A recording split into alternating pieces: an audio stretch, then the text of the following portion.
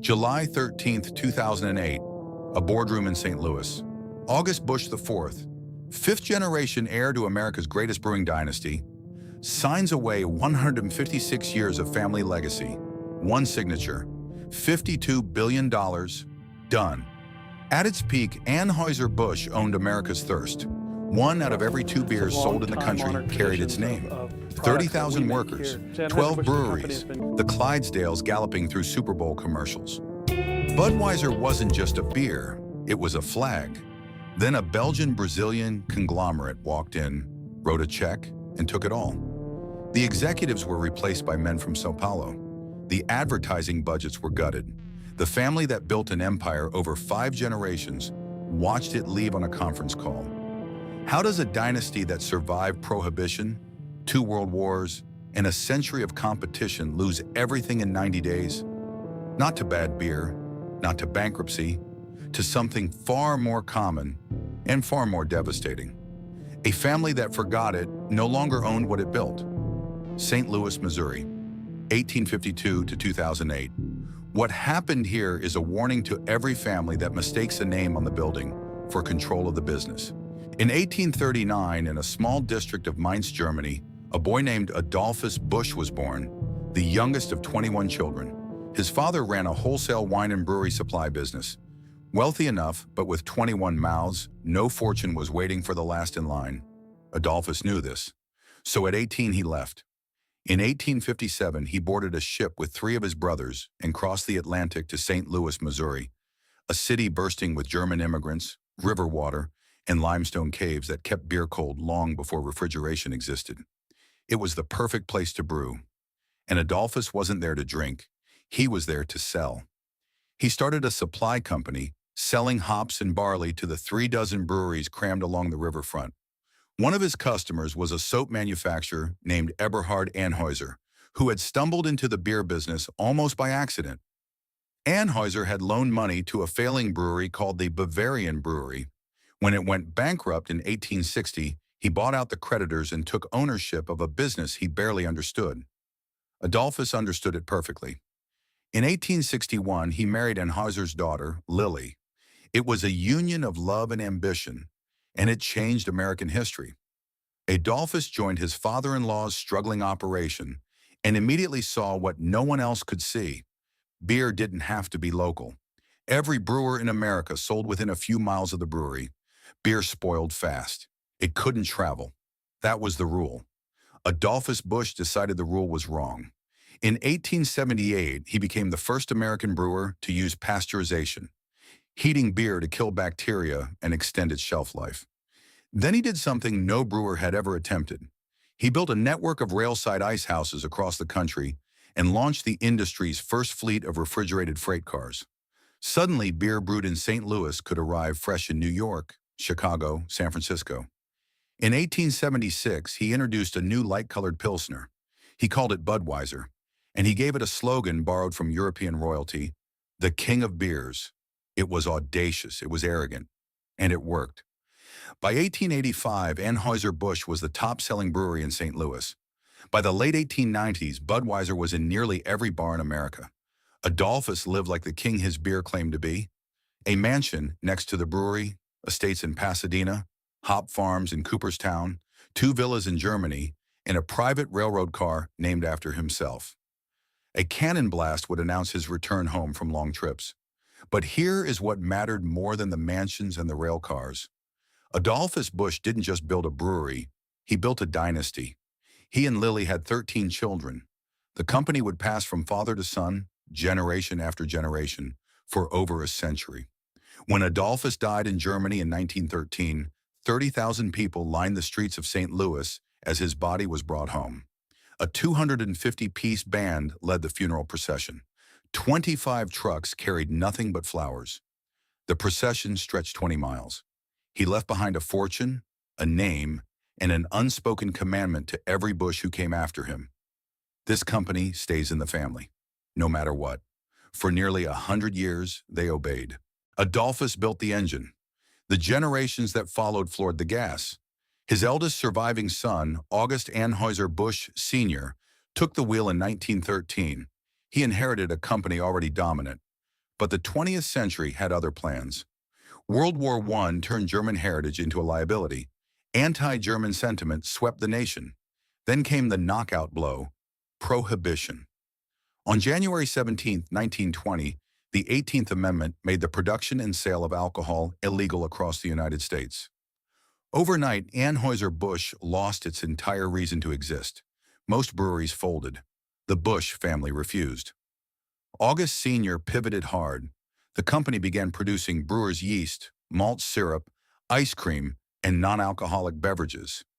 Anything to keep the lights on and the workers employed. He personally lobbied Congress, arguing that ending Prohibition would help pull America out of the Great Depression. It was survival through sheer stubbornness, and it worked. When Prohibition ended in 1933, Anheuser-Busch was one of the few breweries still standing. While competitors had to rebuild from nothing, the Busch family simply turned the taps back on. The next Busch in line changed everything. August Anheuser, Busch Jr., known to everyone as Gussie, took over in 1946. If Adolphus was the inventor, Gussie was the showman. He was loud, impulsive, hoarse-voiced, and impossible to ignore. Life magazine called the Busches the liveliest, lustiest family dynasty in the country. Gussie was the reason why. He understood something that no brewer before him had grasped. Beer wasn't just a drink, it was entertainment. Gussie became the first brewer in history to sponsor a national television show. He purchased the St. Louis Cardinals baseball team in 1953, turning the ballpark into a permanent Budweiser advertisement. He built Busch Gardens and later added theme parks across the country. He bred Clydesdale horses and paraded them through cities, living, breathing billboards that made Budweiser feel less like a product and more like a piece of Americana. And then he coined three words that would define the brand for the next half-century: King of Beers. Not a king, the king. It was branding as declaration of war, and the market responded. In 1974, Gussie's son, August Anheuser-Busch III, took the throne. And where Gussie was a showman, the third was a machine. Cold, calculating, relentless. He took the company public, using the capital to embark on the most aggressive expansion in American brewing history. He built 11 new breweries across the country. He poured hundreds of millions into advertising, turning Super Bowl commercials into cultural events that people watch more eagerly than the game itself. The Budweiser frogs, the What's Up guys, the Clydesdale foal learning to walk.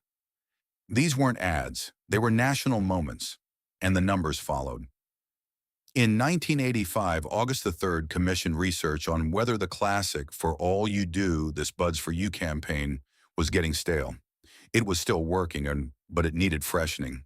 A new line was born: "You Make America Work." The ads featured men in hard hats, construction workers, assembly line operators, blue-collar America reaching for a cold Budweiser at the end of a long day. The effect on sales was devastating to the competition. By 1987, Budweiser had cornered 40% of the American beer market. By the 1990s, 1 out of every 2 beers sold in the United States carried an Anheuser-Busch label. 50% market share. In a country of 260 million people, the empire stretched beyond beer. 12 breweries and 9 aluminum can plants in the United States. 17 breweries overseas. Over 30,000 employees. SeaWorld. Busch Gardens. A name stamped across stadiums, universities, and city parks from coast to coast. In St. Louis, the company wasn't just the biggest employer. It was the identity. The smell of roasting barley drifted across the south side of the city every morning. Children grew up knowing that if they worked hard and played their cards right, they could land a job at AB and never need another one. Local advertising agencies built entire businesses around the brewery's marketing budget. Vendors, suppliers, delivery drivers, printers, designers, an entire ecosystem fed by a single company. Anheuser-Busch gave St. Louis status in the world, said one fourth-generation resident. And he was right. Without the brewery, St. Louis was just another Midwestern city. With it, St. Louis was the capital of American beer. At the peak, no one, not the workers, not the city, not the family, could imagine it ending. The Busch name was carved into stone across the city. It felt permanent. It felt inevitable. But permanence is an illusion, and the cracks had already begun to form. Not in the breweries, not in the market share, but in the family itself. The dynasty that built an empire was about to tear it apart from the inside. From the outside, Anheuser-Busch in the 1990s looked invincible. One out of every two beers sold in America bore its label. Budweiser alone commanded 40% of the market by 1987. The company operated 12 breweries across the United States and 17 more overseas. Over 30,000 people wore the AB badge to work every morning. The Clydesdales were galloping through Super Bowl commercials watched by 100 million Americans. SeaWorld and Busch Gardens drew tens of millions of visitors every year. The Busch name was stamped on stadiums, universities, and highways across St. Louis. No one was looking for cracks, but the cracks were already there, and they started inside the family. The Busch dynasty had an unwritten law. The eldest son inherits the throne. For 4 generations, it worked. But the system had a flaw that compounded with every generation. The Busch men married often, and not all the wives and children held on to their stock. Adolphus and Lily had 13 children. August Sr. married and had heirs. Gussie married 4 times. August III married twice. With every marriage, every divorce, every new set of children, the family's ownership stake in the company splintered a little further. By the time August IV took the CEO chair in 2006, his father, the man who had run the company for nearly 3 decades, owned just 1.2% of Anheuser-Busch stock. 1.2%. 5 generations of kings reduced to tenants in their own castle, but the fractures went deeper than stock certificates. The relationship between August III and his son, August IV, was poison. August III divorced his first wife when his son was 5 years old. He started a new family, had more children, and spent almost no time with his eldest boy outside the brewery walls. The only bond they shared was the company itself, and even that was weaponized. A family member later described it bluntly. There's carrot and there's stick. The fourth got all stick. August III told his son he would never make it. He pitted siblings against each other. He withheld approval the way other fathers withheld dessert. In 2002, August IV told Businessweek something that revealed the depth of the wound. Take a walk through my house and it looks like a father museum. Every picture on the wall is of my father, or me and my father, to the point where my mom comes over and says, "Where are all my pictures?" But he has been extremely tough on me. Maybe you can call it tough love. It wasn't tough love, it was a dynasty eating itself from the inside. And while the family was tearing itself apart behind closed doors, the world outside was changing fast. In the 1990s, the global beer industry began consolidating at a pace no one had predicted. European and South American brewers were merging, acquiring, expanding into emerging markets where populations were young, incomes were rising, and beer consumption was exploding. The smart money was going global. August III refused. He believed in America. He believed in Budweiser. He believed the domestic market, the largest beer market on earth, was enough. International expansion was expensive, risky, and unnecessary. Why chase drinkers in Shanghai when you already owned every bar in St. Louis? It was the most expensive mistake in American brewing history. In 2004, 2 foreign brewers, Belgium's Interbrew and Brazil's Ambev, merged to form a new company called InBev. Overnight, InBev surpassed Anheuser-Busch as the largest brewing company in the world by volume. The crown that Adolphus Busch had spent a lifetime building was quietly lifted off the family's head by men in Leuven and São Paulo. Anheuser-Busch still led in revenue. But revenue is a lagging indicator. The momentum had shifted, and the Busch family didn't feel it. There was one more warning sign, and the family missed that too. In 2002, something happened at Anheuser-Busch that had never happened in 150 years. The board appointed a CEO who was not a member of the Busch family. His name was Patrick Stokes, a capable executive, a loyal company man, but not a Busch. August III had stepped aside, and when the board looked at the next generation, they hesitated.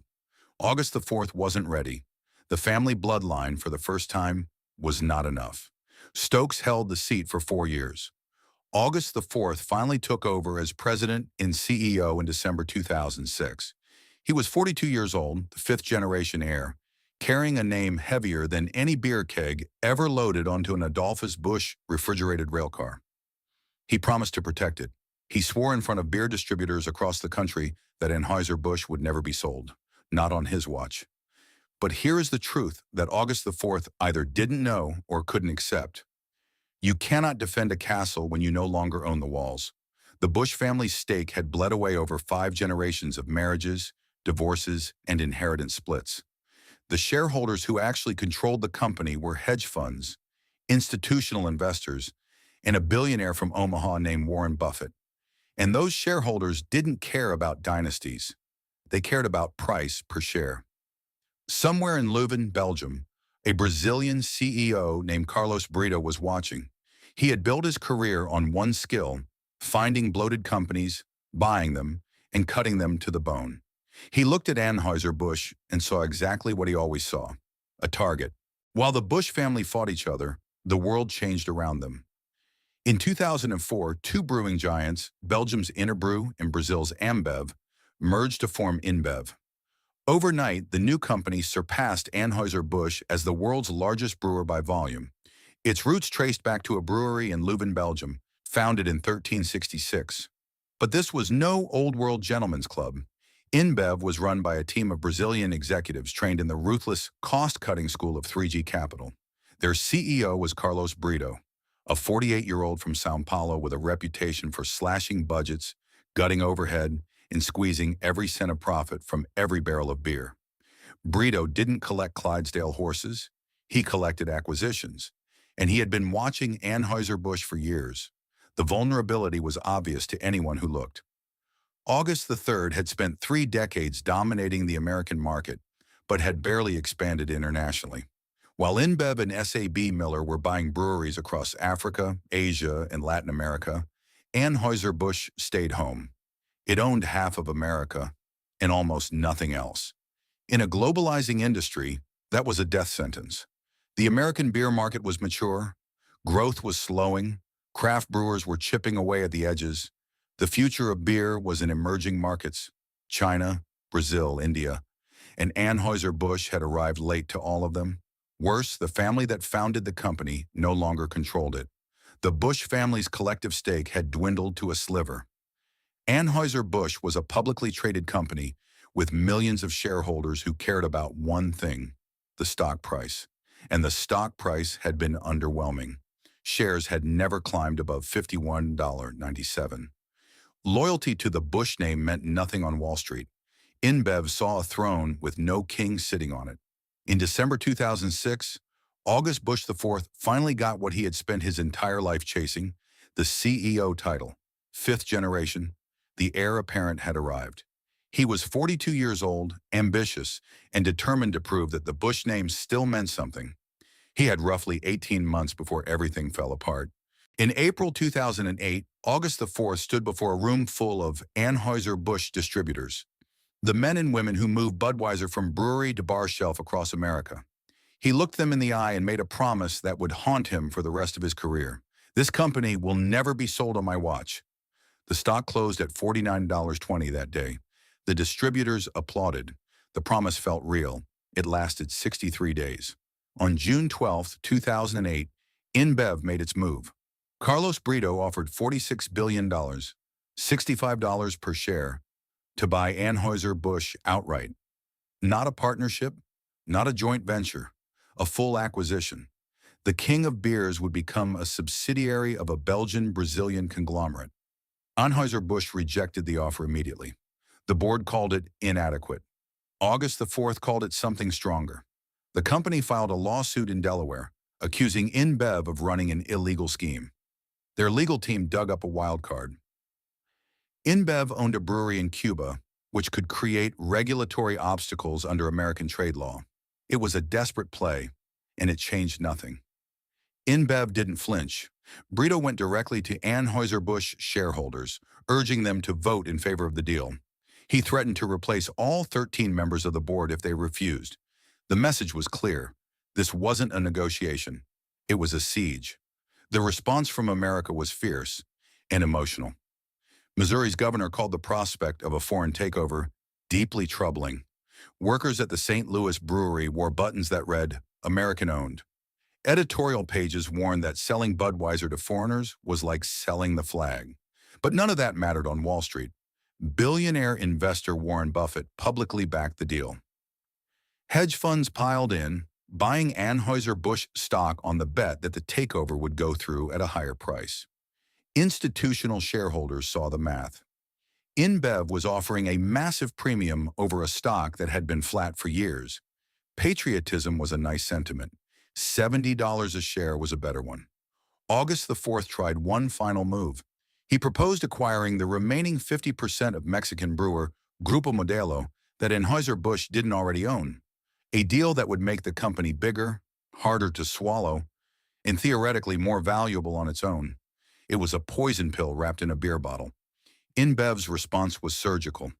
They told August the 4th he would be excluded from the new company's board entirely. But his uncle, Adolphus Busch IV, who had quietly favored the deal all along, would get a seat. The family was now divided, the uncle against the nephew, blood against blood. The dynasty's last stand was being undermined from within its own ranks. On July 1st, InBev sweetened the bid to $70 per share, $52 billion total, the biggest cash acquisition in the history of the beer industry. August the 4th had two choices: fight a war he couldn't win with stock he didn't own, or take the money and walk away. He had promised it would never be sold on his watch. His watch was almost over. Sunday, July 13, 2008. St. Louis woke up the way it always did. Humid, heavy, the Mississippi crawling south under a white summer sky. The Anheuser-Busch brewery complex sat on its usual 142 acres south of downtown, red brick buildings and copper brew kettles gleaming in the morning light. The smell of roasting barley drifted through the neighborhood the way it had since before the Civil War. The Clydesdales stood in their stables on the brewery grounds, tails flicking at flies. Tour buses idled at the visitors' entrance. Nothing about the morning suggested that this was the last day. But inside the corporate headquarters at One Busch Place, the fluorescent lights had been on since before dawn. Board members were arriving in black sedans. Lawyers were stacking documents. Phone lines were open to New York, to Leuven, to law firms on 3 continents. The Anheuser-Busch Board of Directors, 13 men and women who held the legal authority over 156 years of American brewing history, were gathering for a vote that most of them had already decided. The math was merciless. InBev's final offer sat on the table, $70 per share, $52 billion in cash, no stock swap, no contingencies, pure cash. The stock had never traded above $51.97 before InBev's first approach. The premium was enormous. Every fiduciary duty, every legal obligation, every shareholder lawsuit waiting to be filed pointed in one direction, and the family that built the company could do nothing to stop it. August Busch III, the patriarch, the man who had run Anheuser-Busch for nearly 30 years, the executive who had built it into the most dominant brewery in American history, was watching his life's work slip away. He had been against the sale from the beginning, but he owned 1.2% of the stock. His vote was symbolic. His opinion was noted. His son, August the 4th, sat in a different kind of agony. 18 months into the job he had waited his entire life to hold. The 5th-generation CEO, the heir who had promised distributors, employees, and the city of St. Louis that the company would never be sold under his leadership. He had spent the last month fighting lawsuits, poison pills, counter-acquisitions, the Grupo Modelo deal, the Cuba angle. Every weapon in the corporate arsenal had been deployed, and everyone had bounced off InBev's armor like pebbles against a tank. The uncle, Adolphus Busch IV, had already signaled his support for the deal. InBev had offered him a board seat. Blood was working against blood. Warren Buffett was backing the buyers. Hedge funds were circling. The institutional shareholders, the pension funds, the mutual funds, the faceless pools of capital that actually owned the company, wanted their $70. August the 4th could have forced a shareholder vote and dragged the fight out for months. But his own lawyers told him the outcome was inevitable. The board would be replaced, the deal would go through, and the legal liability for resisting a clearly superior offer would fall on him. There was no move left. The vote came in the early evening. The board approved the deal unanimously, $52 billion. Every share of Anheuser-Busch converted to $70 in cash, the company that Eberhard Anheuser had rescued from bankruptcy in 1860, that Adolphus Busch had turned into America's first national beer, that 5 generations of the Busch family had grown into the most recognized brewery on the planet. All of it now belonged to InBev. August Busch IV signed the merger agreement. The pen didn't hesitate, but the man behind it understood exactly what he was doing. He was the last Busch to run Anheuser-Busch. There would not be a 6th generation. The unspoken commandment that Adolphus had left behind, this company stays in the family no matter what, died on a conference table in St. Louis on a Sunday evening in July. Afterward, August IV faced the press. His statement was brief, controlled, and carefully worded. "We went through some difficult times together, and our employees did as well. But in the end, this is a friendly transaction, and we are going to work very hard for our new shareholders." A friendly transaction. That's what he called it. The way a man might call a funeral a nice service. Carlos Brito, the InBev CEO who had engineered the takeover, was already laying out his vision. Budweiser would become a global flagship brand alongside Stella Artois and Beck's. St. Louis would remain the North American headquarters. No American breweries would be closed. The promises were smooth, rehearsed, and delivered with the calm confidence of a man who had done this before and would do it again. He meant some of them. Outside One Busch Place, St. Louis was in mourning. The city had not just lost a corporation, it had lost a piece of its identity. For more than a century, the Busch name was woven into the fabric of St. Louis, the way Ford was woven into Detroit.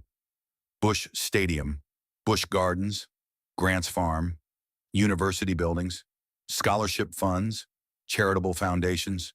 The brewery itself, sitting in the same neighborhood since 1852, its smokestacks visible from the interstate, its malt-sweet smell carried by the wind into kitchens and schoolyards for blocks in every direction.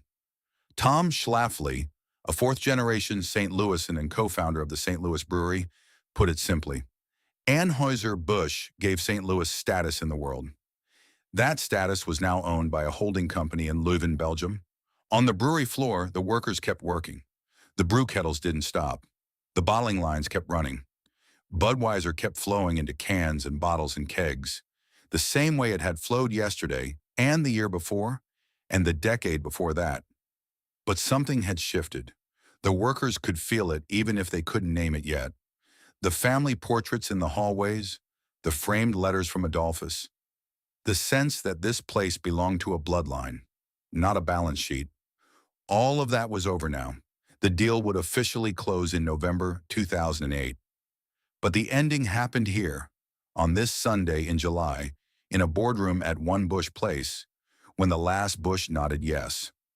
156 years, 5 generations, 30,000 employees at its peak, half the beer in America, gone in 90 days. The promises started breaking before the ink was dry. Carlos Brito had vowed that no American breweries would close. He had promised to keep the North American headquarters in St. Louis. He had told the press that Budweiser's heritage would be respected, that the workers who brewed the beer would be protected. The layoff notices arrived within weeks of the deal closing in November 2008. 1,400 jobs, gone. Not brewery workers, not yet. These were the corporate employees, the marketing teams, the brand managers, the communication staff, the people who had spent their careers shaping Budweiser into the most advertised beer in American history.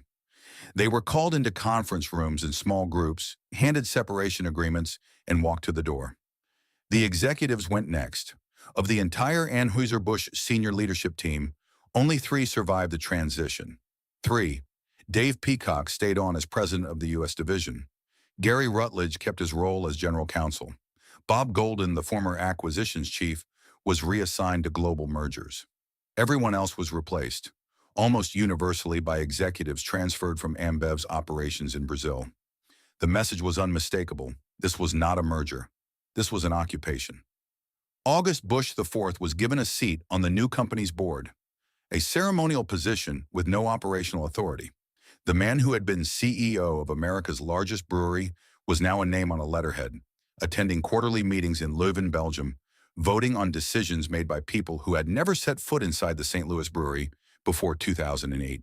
His father, August the 3rd, held no position at all. Then came the cuts that hurt the most.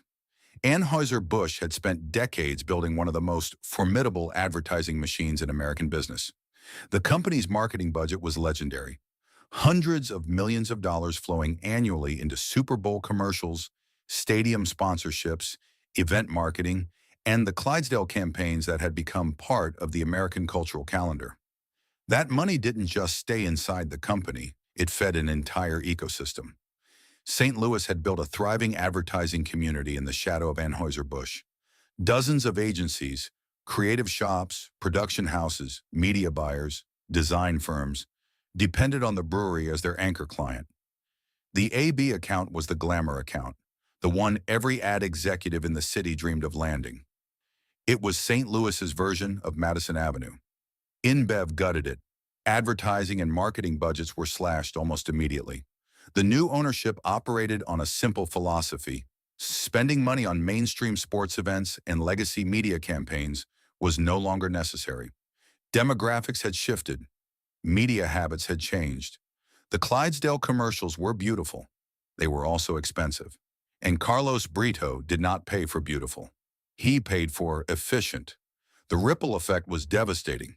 More than half of St. Louis's advertising community that depended on the beer business disappeared in the years following the merger. Agencies that had operated for decades shut their doors. Vendors who served those agencies lost their contracts. Careers built over lifetimes evaporated. One advertising veteran described it simply: a lot of agencies have gone out of business as a result. A lot of people have lost their jobs. It's had a big effect on the overall size and depth of the advertising community here in St. Louis. The survivors learned a hard lesson. They diversified. They found new clients. They stopped depending on a single account for their existence. But the golden era, the days when the king of beers rained money on anyone creative enough to sell it, was finished. Then there were the people, not the executives, not the advertisers. The people who actually made the beer, the ones who showed up at 5 a.m., pulled on steel-toed boots, and walked onto the brewery floor because their fathers had done the same thing, and their grandfathers before them. The one who stayed. In the months after the takeover, the brewery kept running. The bottling lines didn't stop. The kettles still fired. Workers still clocked in at the same building on Pestalozzi Street, still smelled the same roasting barley in the morning air. But the culture, the invisible thing that had made Anheuser-Busch feel like more than a job, was being stripped away layer by layer. The family portraits came down from the hallways. Corporate memos arrived in new formats, with new logos, from people whose names no one recognized. Performance reviews shifted from annual conversations to monthly interrogations built around spreadsheets and efficiency metrics imported from InBev's Brazilian operations. The old AB had a word for what it offered its workers: loyalty. The new AB InBev had a different word: optimization. The workers who stayed kept their paychecks, but they lost the thing that had made those paychecks feel like something more than money: the sense that they belonged to a family, not a family in the sentimental sense, but in the way that a brewery founded by immigrants, built by 5 generations, and rooted in a single American city for 156 years, creates a bond between the people inside its walls. That bond was gone now, replaced by quarterly targets set in Belgium. The one who was pushed out. Before InBev arrived, Anheuser-Busch employed roughly 6,000 people in the St. Louis area. By 2011, that number had fallen to approximately 4,000. The company stopped answering questions about local headcount after that. One woman who worked in the sales division's human resources department had spent years helping other people build their careers at AB. She understood the company's hold on St. Louis better than most. Everybody who grew up here in St. Louis and sort of smelled the beer aspired to work there, she said. They didn't know what to do next if they were not going to be there. They weren't prepared for that. She wasn't prepared either. When her own pink slip came, she reinvented herself as a career coach, helping former AB employees navigate a job market that had never imagined life without the brewery as its center of gravity. The layoffs weren't dramatic. There were no picket lines, no factory gates slamming shut. The brewery was still running. Budweiser was still being brewed. But the people who had spent their lives inside those walls were being quietly, methodically removed. One department at a time, one conference room conversation at a time, one separation agreement at a time. The ones who lost the dream. The advertising community never recovered, not fully. For decades, the AB account had been the heartbeat of St. Louis's creative economy. Young copywriters and art directors moved to the city specifically because Anheuser-Busch was there. Landing work on a Budweiser campaign was the Midwestern equivalent of getting hired by a New York agency. The money was enormous, the prestige was real, and it seemed permanent. One veteran ad man remembered the peak years with the clarity of someone describing a lost civilization. In 1985, August Busch III personally asked his team to refresh the Budweiser campaign. The new slogan, "You Make America Work," featured blue-collar men on construction sites and assembly lines. The effect on sales was immediate and massive. By 1987, Budweiser had pulled away from Miller and cornered 40% of the American beer market. That era created careers, it built agencies, it funded retirements. When InBev arrived, the philosophy changed overnight. The new owners believed that legacy advertising, the Clydesdales, the Super Bowl spectacles, the stadium sponsorships, was a luxury the company could no longer justify. Budgets were centralized. Decisions were made in New York. Local agencies that had lived on AB work for generations were cut loose. More than half of them didn't survive. The ones that did learned to operate in a different world. Smaller clients, tighter margins, no single account big enough to sustain an entire firm. The survivors were leaner and smarter, but they carried the memory of what had been and the knowledge that it was never coming back. In 2009, the final piece of the old Anheuser-Busch fell away. InBev sold Busch Entertainment, the theme park division that included SeaWorld and Busch Gardens, to private equity firm Blackstone for $2.7 billion. The parks that Gussie Busch had built as extensions of the family brand were now investment assets, stripped of the Busch name and eventually rebranded. The dismantling was complete. The brewery still stood. The beer still flowed. But the company that had been Anheuser-Busch, the family-owned, St. Louis-rooted, American-to-its-core institution, existed only in memory. The new owners had kept their promise about the breweries. They hadn't closed a single one. They just hollowed out everything around them. The machine Carlos Brito built was never about beer. It was about scale. With Anheuser-Busch absorbed, AB InBev turned its appetite toward the only target left worth swallowing. In October 2016, the company completed its acquisition of SAB Miller, the world's second-largest brewer, for $107 billion. It was the biggest deal in the history of the beer industry and one of the largest corporate takeovers ever completed in any sector. The combined entity now controlled roughly one-third of the world's beer supply. Its portfolio held over 300 brands across 50 countries: Budweiser, Stella Artois, Beck's, Corona, Leffe, Pilsner Urquell, Foster's, all under one roof.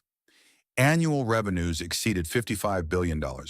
The company employed 167,000 people worldwide, managed from a headquarters in Leuven, Belgium, with global operations directed from New York. The strategy that had begun with a hostile bid for an American brewery in St. Louis had reached its logical conclusion. AB InBev was no longer a beer company. It was a global extraction engine, acquiring brands, cutting costs, centralizing operations, and moving on to the next acquisition. And somewhere inside that engine, Budweiser was quietly dying. Not the liquid was fine. The same recipe, the same beechwood aging, the same red, white, and blue label with the eagle swooping through the A. Physically, Budweiser in 2020 was identical to Budweiser in 1990. But the brand, the meaning of the thing, the story it told about itself and the country that drank it was being hollowed out the same way the company had been. Bud Light, once the undisputed #1 selling beer in America for more than 2 decades, had been losing ground for years. Craft beer was pulling younger drinkers away. Hard seltzers were stealing market share. Mexican imports, particularly Modelo Especial and Corona, were surging among Hispanic consumers, a demographic that the old Anheuser-Busch had courted aggressively, but that AB InBev had largely neglected in its domestic marketing. The slow decline was manageable. What came next was not. In April 2023, transgender influencer Dylan Mulvaney posted an Instagram video featuring a custom Bud Light can with her face on it, a promotional item sent by the company's marketing team. The video was brief, lighthearted, and intended as a minor social media activation. It became a firestorm. Conservative commentators called for a boycott. Country music stars posted videos of themselves shooting Bud Light cases with rifles. Bars across the South and Midwest pulled the brand from their taps. Overnight, Bud Light became a symbol in America's culture war, not because of anything the beer tasted like, but because of what it was seen to represent. Sales collapsed. Within weeks, Bud Light's weekly volume dropped by more than 30%. And in May 2023, something happened that would have been unthinkable a decade earlier.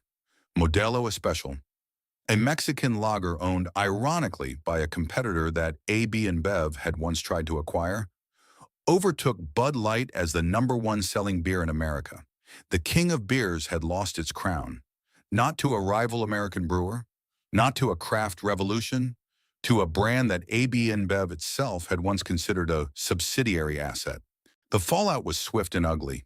In July 2023, Anheuser-Busch CEO Brendan Whitworth announced that the company would eliminate up to 2% of its U.S. corporate workforce, roughly 380 positions. The layoffs targeted marketing and corporate roles at offices in St. Louis, New York, and Los Angeles. Brewery and warehouse workers were spared. Drivers and field sales staff kept their jobs. But the people who built the brand, who shaped the campaigns, who decided what Budweiser meant to the world, they were the ones who got the call. Whitworth's statement was a masterpiece of corporate emptiness. Today we took the very difficult but necessary decision to eliminate a number of positions across our corporate organization. While we never take these decisions lightly, we want to ensure that our organization continues to be set for future long-term success. Future long-term success. The same phrase that had been used to justify every round of cuts since 2008. The same language that Carlos Brito had deployed when he gutted the original Anheuser-Busch leadership 15 years earlier. The words changed nothing. The pattern never changed either. Anson Frericks, a former president of operations at Anheuser-Busch, went on national television and said what the laid-off workers couldn't. He argued that the company would have been better served by firing one person, the CEO, rather than hundreds of rank-and-file employees. You still have sales down 30% on their top brands, he said. Billions of dollars of shareholder value have been raised, and it's all due to the decisions made by the top leaders of the company. No one at the top was fired. The bleeding continued. In December 2025, Anheuser-Busch announced it would close 2 more breweries, one in Fairfield, California, and another in Merrimack, New Hampshire, and sell a 3rd facility in Newark, New Jersey. The company framed it as optimizing production. The workers at those plants were offered a choice: transfer to another AB facility or accept a severance package and leave. The promise Carlos Brito had made in 2008, no American breweries will close, had a 17-year shelf life. Longer than most corporate promises, but it expired all the same.